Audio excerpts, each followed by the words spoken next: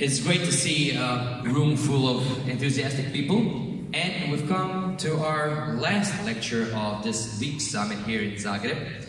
But we can still socialize and dance and have fun tonight at our Flip Out party. So if you could just raise your hands to see who is coming to Flip Party. 1, 2, 3, 4, 5. Come on, raise them up, raise them up. So Flip Party, don't forget, tonight you can bring your business cards, but we'll probably be hanging out by the bar. And of course the lineup is amazing. Costa Radman, Vanillas and Joto Shine. Entrance service, you can purchase your tickets and right here at Leap venue. Don't forget about Flip Out party tonight. So, are you ready for the last lecture? Yeah. Come on, let me hear you. Are you ready for the last lecture? Yeah. Come on, even more energetic. Are you ready?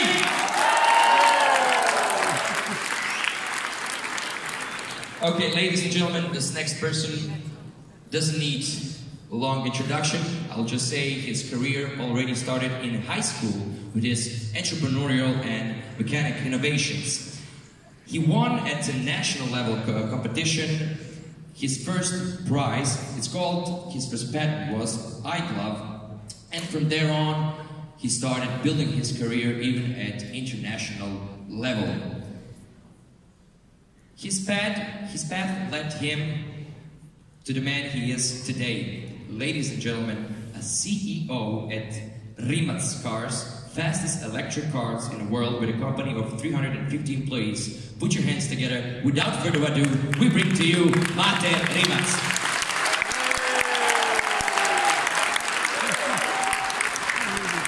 Hello, Mate. Is it on? Yeah, I guess so. Okay, the stage is yours. Enjoy. Thanks for the introduction. Hi everybody. So, does this work? Okay.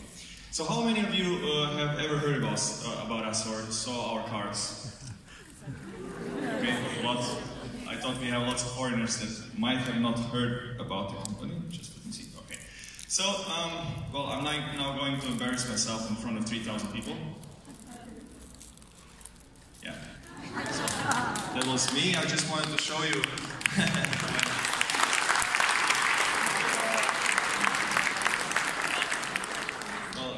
This basically shows, well, let's move on, everything starts with passion. You know, when you do something like this, you have to make a lot of sacrifices. And for me, for some reason, I was crazy about cars all my life. I didn't even go to the toilet without my cars. And now, 30 years later, or 27 years later, I have a car company, or I work in a car company. But for that you need a lot of passion because you need to sacrifice a lot of things in your life. And I think that needs to be clear for people who want to go in this path. So where do I point this thing? Okay. So I started quite young. When I was in high school, I did some stuff just to finish high school. So like a Matura exam, it was a glove that replaces keyboard and mouse. And I didn't think anything special with that. I just wanted to make my teacher happy. But he thought it's interesting, so he sent me to a local competition for electronics. And I didn't expect anything because I was an average student. But I won that competition, which was a big surprise for everybody, especially myself. And then I went to the national level, where I also won. And then they sent me all over the world. I made 2 patents when I was 17 years old and won a bunch of awards. How, let's say, important or useful those awards are is a different thing.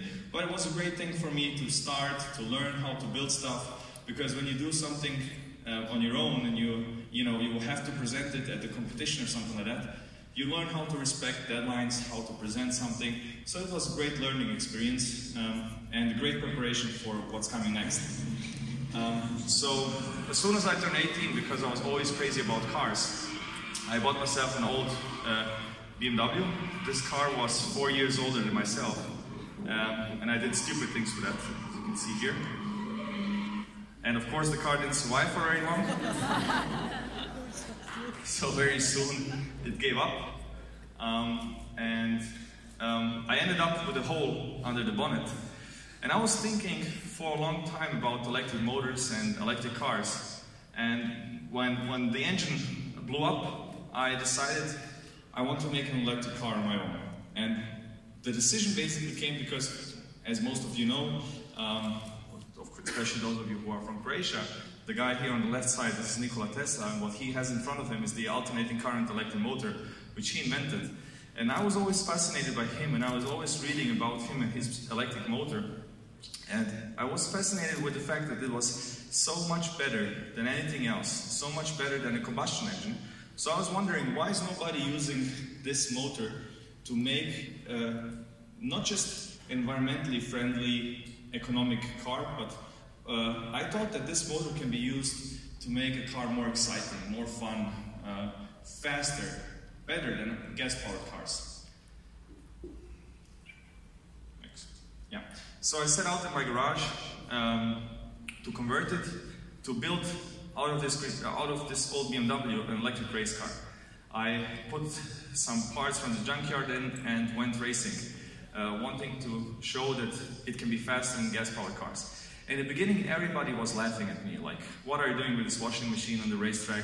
You know, can we charge you the phone on your car and stuff like that? Because nobody ever saw an electric car at the racetrack. There was no races for electric cars. And I had lots of problems. Like every race, I would have broken parts, things would blow up. But after every race, I went back to my garage, improved the car, replaced things that I bought with things that I did myself. And the car got better and better, faster and faster, until this is in 2010 when I won for the first time. And then people started to pay attention, like, this guy has perseverance, he's coming back every race with a better car. And just about at that same time, Tesla was launching their first car, the Roadster, claiming it was the fastest electric car in the world, which it wasn't. And I was using this car every day. In snow, in the summer, I was going to university with that car, and on the weekends on the racetrack. Then finally in 2011, I thought the car is pretty fast, so I broke 5 Guinness and World Automotive Federation world records for that car, which this old green BMW still holds today. So this was a great, again, learning curve. But I didn't just want to convert an old BMW into electric cars, but it was really fast-paced learning. So I competed everywhere. Like this was, for example, in Austria, where I climbed up the Alps. But my real goal was making my own car. And I knew that the car industry is dominated by these huge companies, thousands of people, billions of dollars of revenue. And that hundreds of people have tried and failed. Hundreds of people have tried to make their car companies. There are basically no startups in the automotive world. Now there are, but back then it wasn't the case. And there are no new car companies. They are all like 50, 70, 100 years old. But there were 2 guys who did it. Orazio Pagani from Italy and Christian von Koenigsegg from Sweden. They are pretty much the only guys who have built a car company from nothing in the last 20 years and still are around today. And Tesla Motors, of course. So I thought I want to do what they did. I read everything about them. I went to Geneva on the car shows to meet them. I sent them emails. I bought books with their history, read everything I could find about them, and I wanted to do what they did. So I was, oh, this thing is really, okay. So am I doing this or somebody else is doing this for me? Next, please. Okay.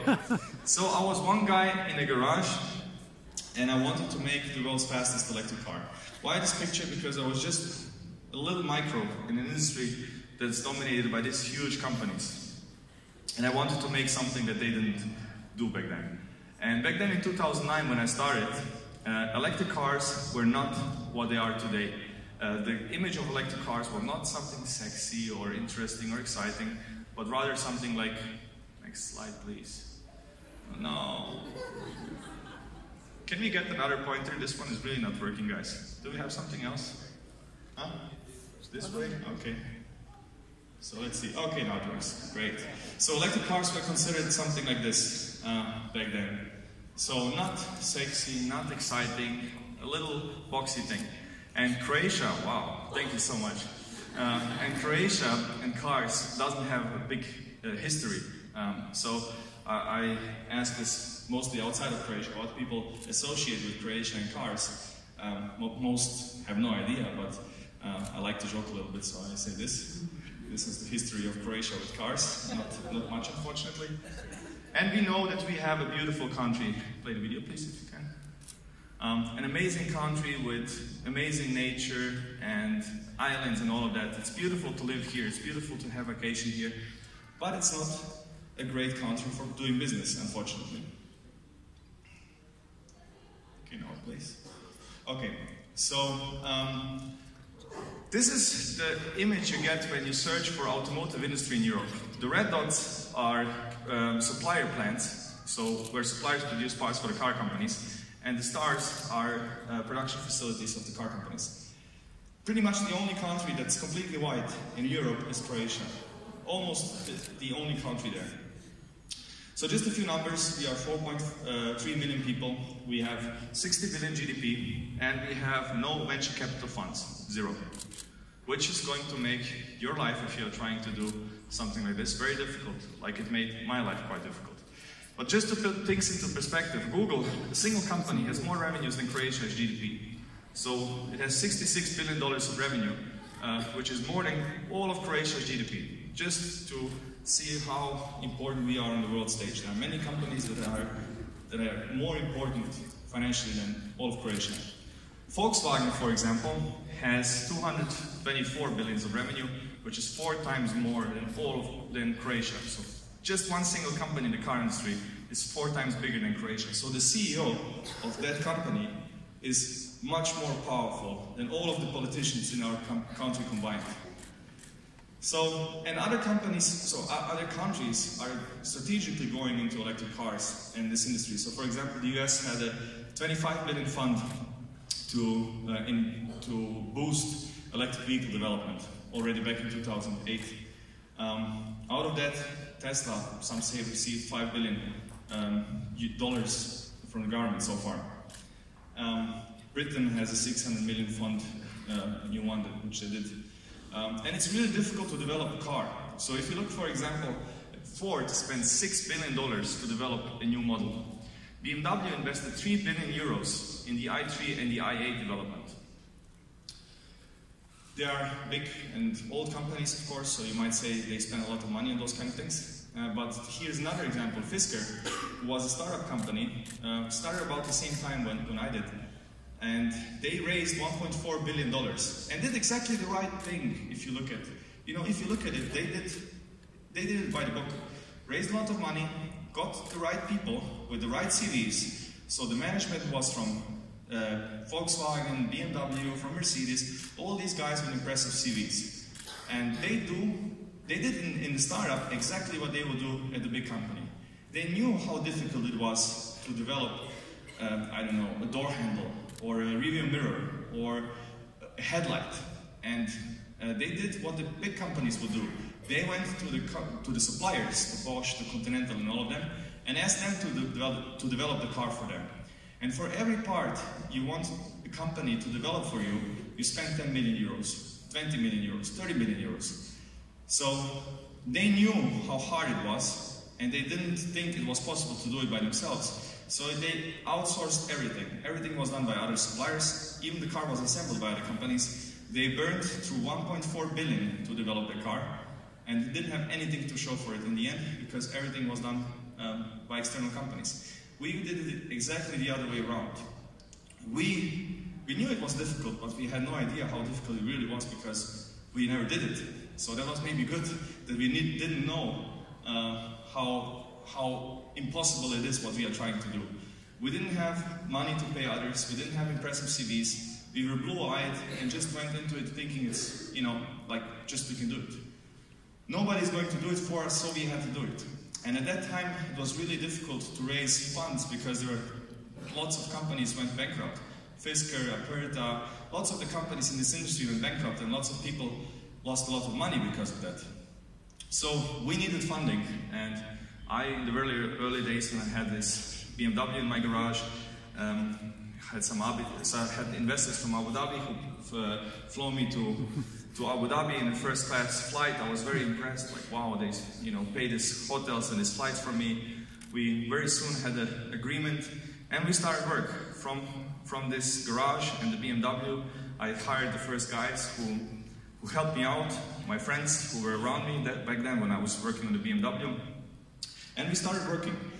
But after some time, the Abu Dhabi guy said, you know what, if you want to continue, if you want our money, we would like you to come to Abu Dhabi. You cannot do that in Croatia. One of the reasons I wanted to do this is also to show that things like this are possible here, and I wanted to create great jobs here in Croatia. So I told him no, and he was mad. Nobody ever said no to him. Still, we tried to do it without him. We ran out of money. We couldn't pay our lease for the building. We couldn't pay electricity bills. We couldn't pay our suppliers. They were calling me every day. I couldn't pay the salaries. These guys they just gave up their jobs. I had to convince them, like, yeah, we have investors and stuff like that. Please come to work for me. They gave up their jobs, started to work for me, and then we ran out of money. We were working day and night, trying to do the impossible. We were sleeping on the floor. We were eating together. We were really a family. So it was 5-6 guys, and at some point we believed we cannot do this. Like, this car is so far away from making it. But we had a stand in Frankfurt booked in September 2011, and we had to do it. And by working day and night, really as a team, somehow like finishing it on the truck to Frankfurt, we did it. But we didn't have the funding. We were in debt until here. We couldn't go on. The car was still very far from production. So what do? We had learned a lot building this car. So the only alternative for us was working for other companies. So the first thing we did was building a car for another company. So just out of necessity, we didn't have anything else to survive. We didn't have another option. We didn't have other investors. No venture capital funds. Banks didn't want to loan us money. We started to work for the industry. And that's the best thing that happened to us. We became a technology company, working for the industry, doing the things we wanted to do anyways. Basically, this car so the red car was P1, prototype 1, and we always called this white car P2, prototype 2, but it was another company that paid for it. So we did what we wanted to do anyways, just somebody else paid for it. So we started to work for other car manufacturers and so on, and the company stabilized and grew. But it was always on the edge.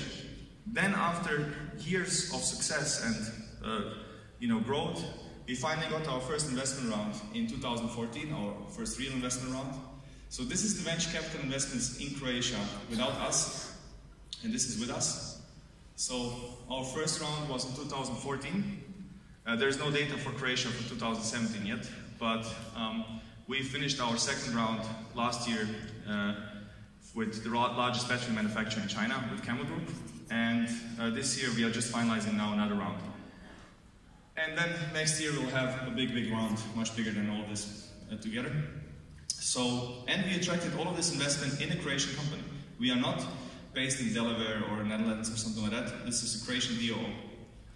So from this garage where we built the first BMW, last year we were this. This is a year ago, so between then and now we grew another 100 people. So we are really growing like crazy. Now we are 350. Or even more, I think.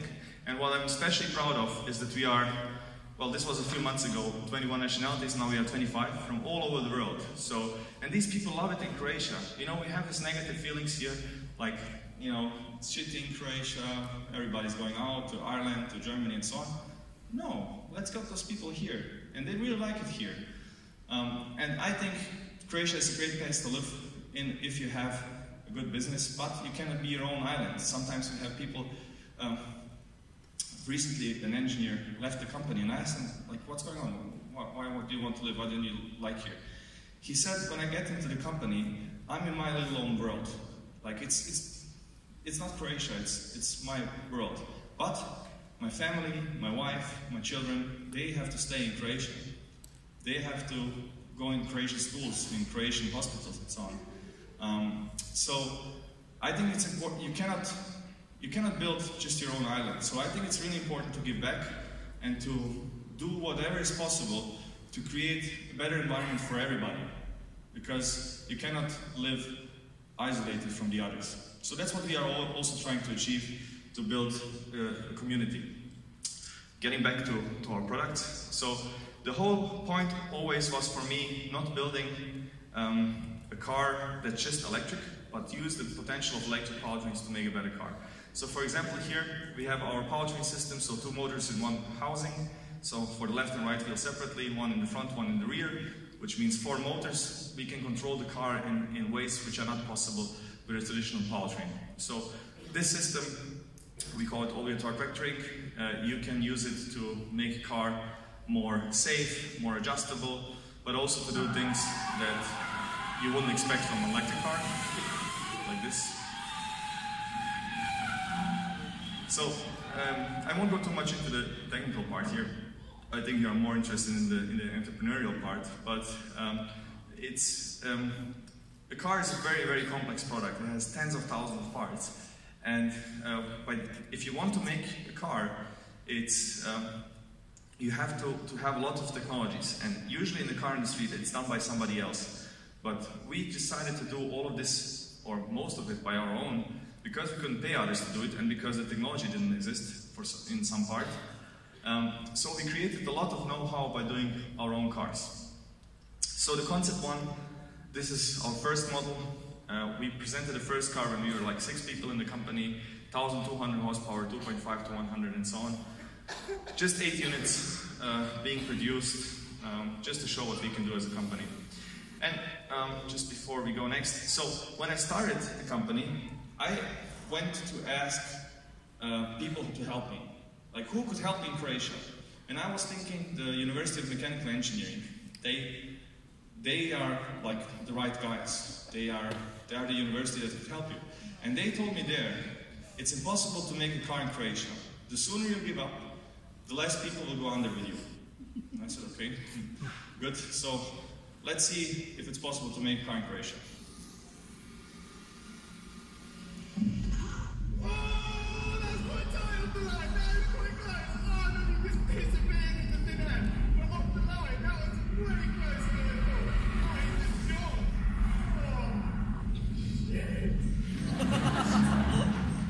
So that was a pretty close one.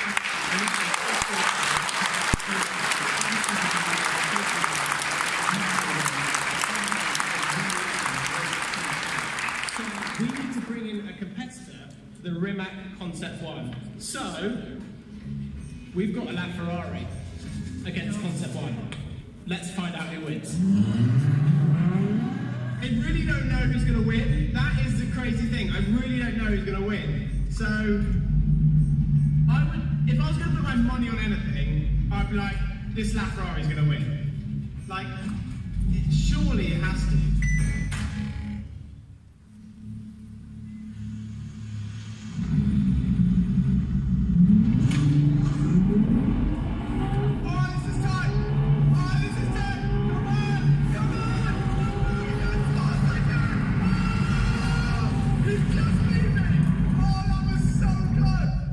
Wasn't close. So I think we proved.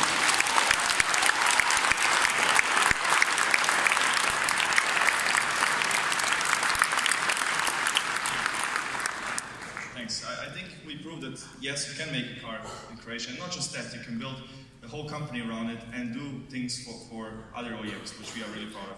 Just another video which I'm really proud of. I will just show you that in a minute. So Jeremy Clarkson is one of the most famous car journalists in the world, and he is a dinosaur, hating electric cars. And this was the car that actually changed his mind, that convinced him that electric cars can be fun and exciting, and he was blown away. So I'm pretty proud of that. So just for you who haven't seen, yeah, it's something that I like. So.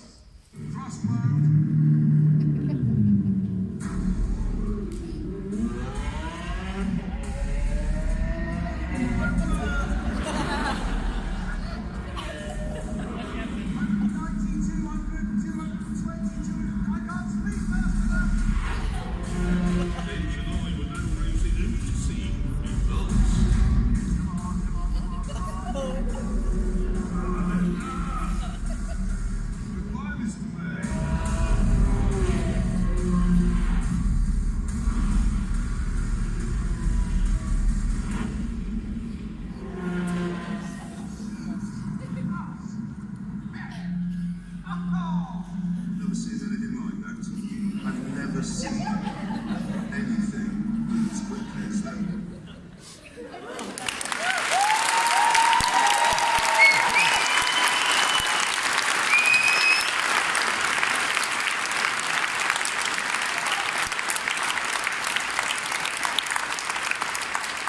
Most of you know what happened next. Well, let's go on. So, in Geneva, we just presented the C2, our new car, where we have gathered all the experience and everything we learned, and all the people that are now in the company, from the 6 people that were there when we showed the first Concept 1 until the 350 people today, and all the work we have done for others, and it's all accumulated in the C2. And again, showing raising the bar. Our company is all about raising the bar. In terms of technology, in terms of performance, and that's what we really want to show here, what's technically possible. And I think the guys did an amazing job. The car is really, you know, exactly what I wanted. This was actually the car I wanted to build from the beginning, but we couldn't do it at the beginning because we didn't have the experience, we didn't have the money, we didn't have the time. But now, 8 years later, 7 years later, yeah, this is it. But what's incredible about the industry right now is this, like, how many times in your life can you be sure about something? And we are sure today. We know that there is 1% of electric cars sold globally, on average, pretty much below 1%. And we know it's going to be, depending on the prediction, in 2040 it's going to be 30, 35, 40, 60%. There are different predictions. But it's going to be 10-fold, 20-fold, 30-fold. And we are here to help companies do that.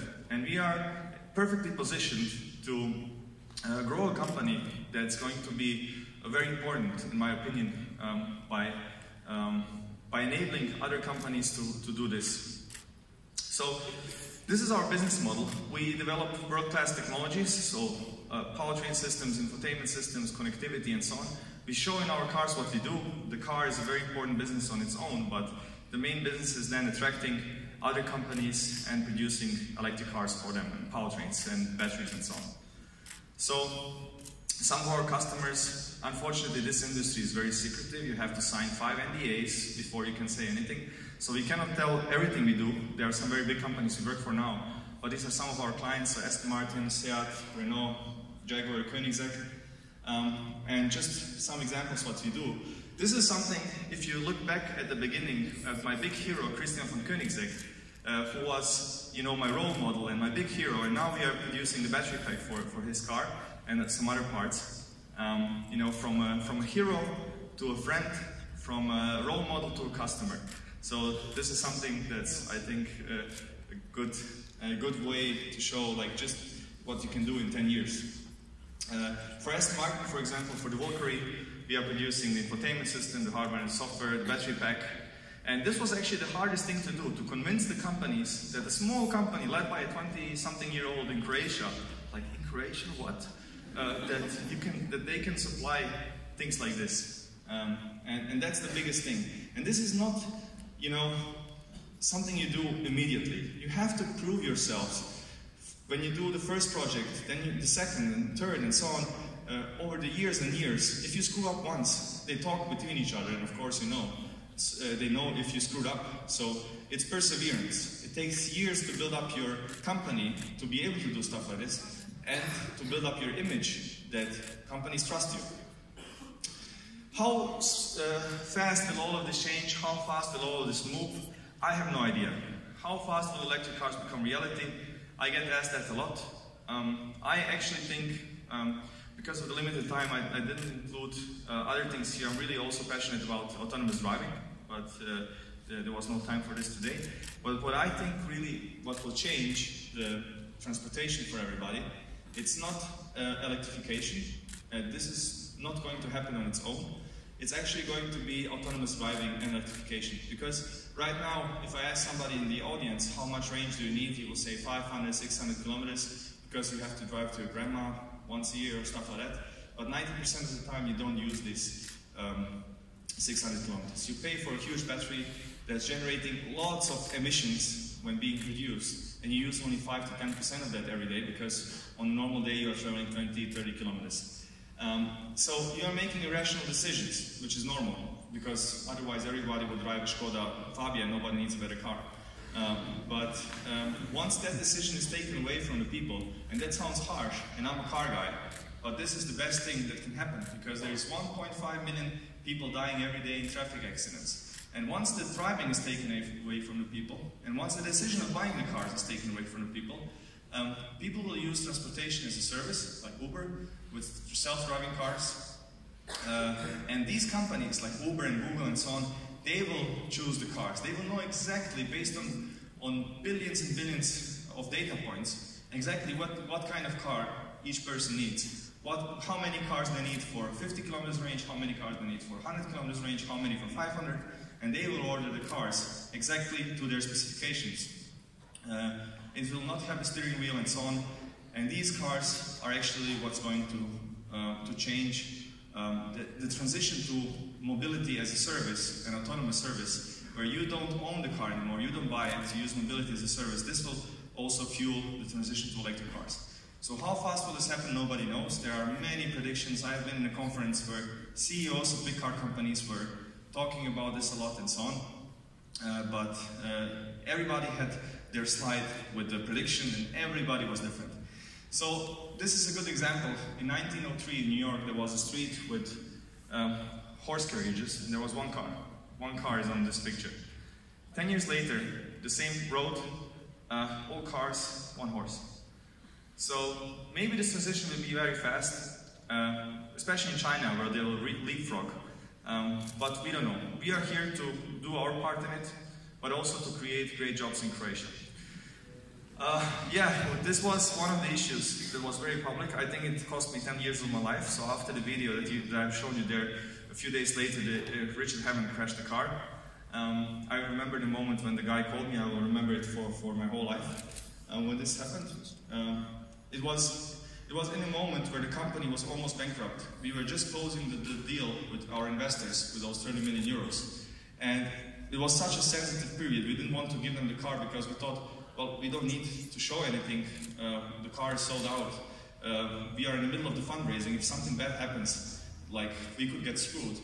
And we were like, in the end, okay, what's the worst thing that can happen? Well, we saw what can happen. Okay, it's not the worst thing. Many people tell me, like, this is the best thing that can happen to you because it was like everywhere in the whole world. I would prefer if it didn't happen. But I just wanted to show you this was a very public thing. It was in all the media all around the world. But there are disasters like that every week. Every week when you run a company. Some are public, some are not. Of course, not these big disasters, but disasters inside the company that nobody sees, and really, really tough times. And I was 100 times close to, you know, just say, okay, that's it. Like, we cannot, like, it's way over. We cannot go on. We have to shut down, you know. But always, somehow we kept going, and there's many ups and downs. So it might look great and easy from outside, but just you have to know, if you go this way, there's lots of things like this, and of course, lots of them are behind closed doors. So we want to grow a lot. Now 350 people, we want to become 1,000 soon. You know, becoming a big, serious company, global company. And while doing it, we want to have fun. I hope that our story helped you a little bit, you know, with your own endeavors. Yeah, I think it's important that we share our path, because a lot of people are probably going through the same things. I hope that our story is helping you. So thank you for your attention.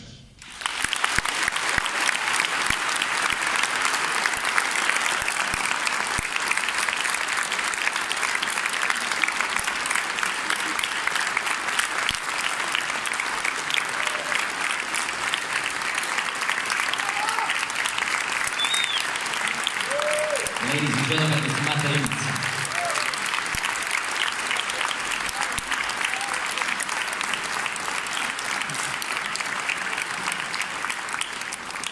You see what you did, right? Of course, we do have some questions for you. We had a lot of questions from you, so thank you on your part.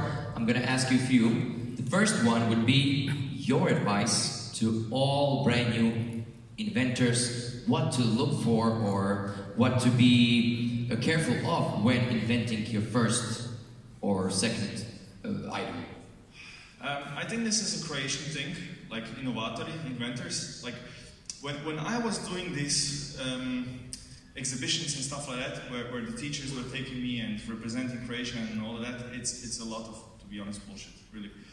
It's getting awards, and everybody gets an award, and it's then you get back to the awards, and then the newspapers are like, oh, Croatia got 5 gold medals somewhere and stuff like that. It's all bullshit.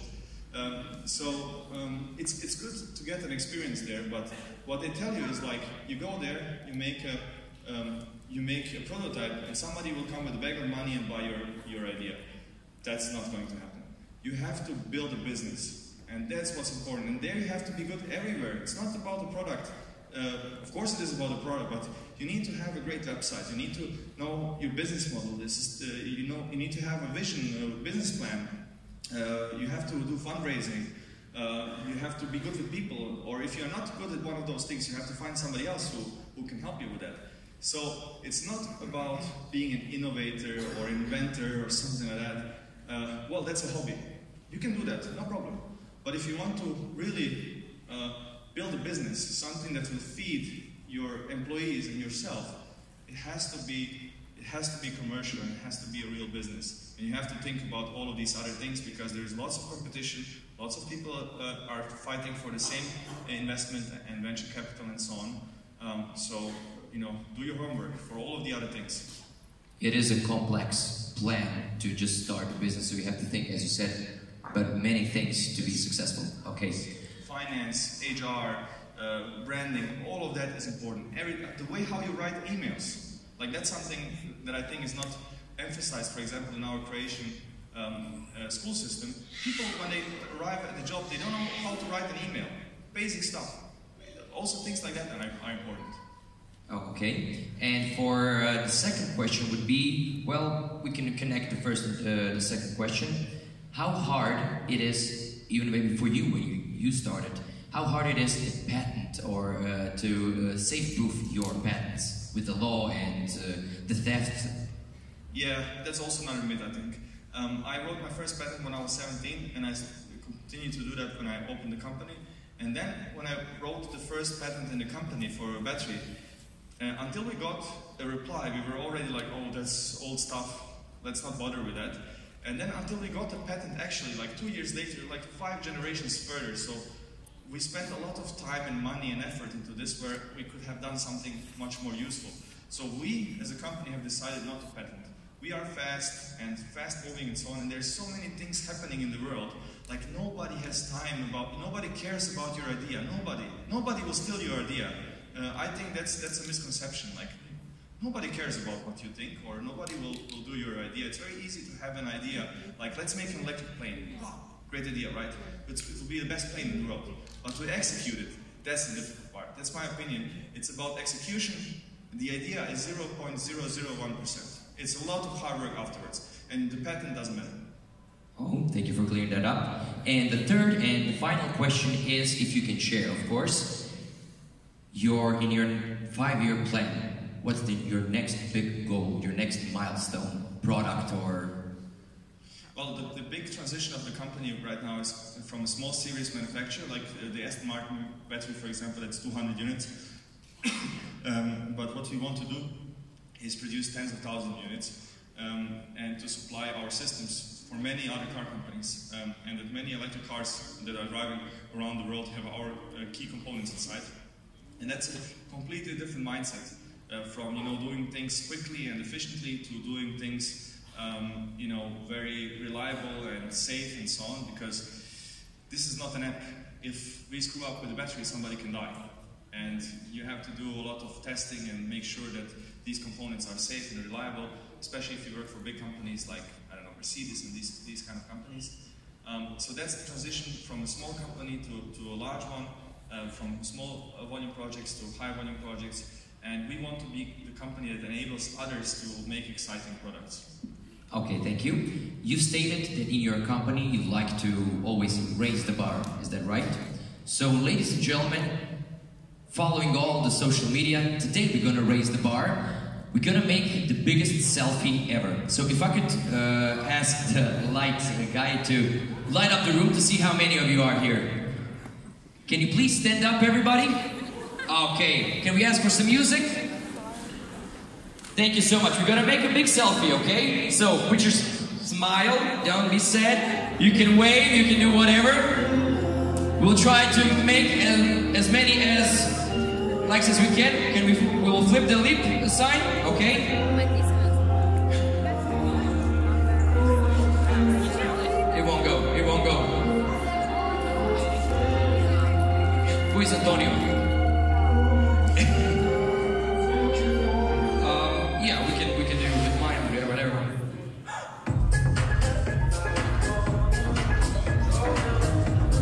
Ready? If you could just all from here step right here, it would be. No, I'm kidding. Stay. No, it's impossible. Okay, first this section, this and this. Okay. Afterwards, tag yourself. You know the official hashtag. Hashtag leap. All the caps, small caps, CG. Ready? Okay, here we go. Do we see everybody? In 3, 2, 1, leap! Okay? 3, 2, 1, leap! Thank you so much. And now you're alone. One alone, okay? Just with Mate, okay?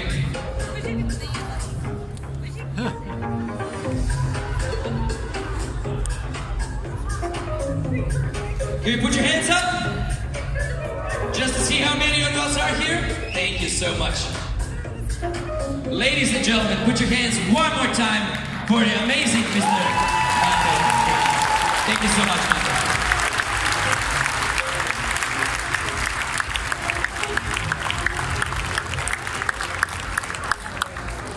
So, dear visitors, dear ladies and gentlemen, I thank you from the bottom of my heart for sharing this wonderful 3 days here with us.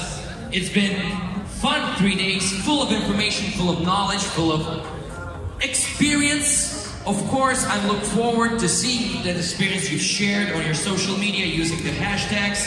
And the official, formal part is over. I hope to see you, everybody, tonight. Flip Out Party, 10 p.m. Get your tickets. Costa Radman, Vanillas, Joe to Shine. See you at Networking Lounge Zone. Ladies and gentlemen, from the organizers, from all the presenters, from volunteers, from everybody, I thank you all and see you again next year. Thank you so much. Leap Summit 2018.